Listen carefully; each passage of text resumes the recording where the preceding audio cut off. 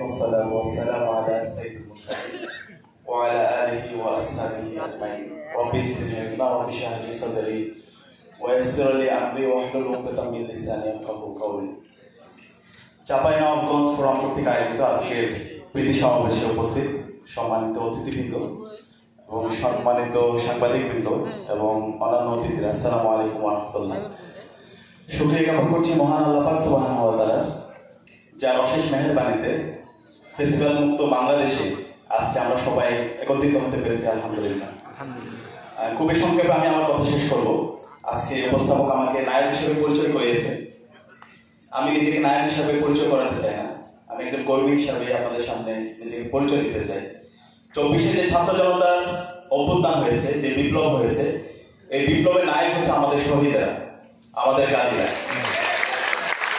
আমরা একজন কর্মী হিসাবে আমরা পাশে থাকার সুযোগ পেয়েছিলাম।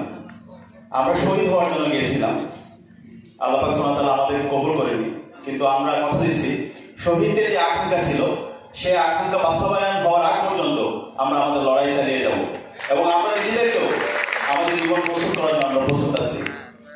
প্রিয় সংগ্রামী ছাত্র জনতা, এই আন্দোলনের শুরু থেকে 5 জুন থেকে 36 জুলাই পর্যন্ত পলিসি মেকিং এবং মাঠ পর্যায়ে সমন্বয়ের সাথে আমি জড়িত ছিলাম।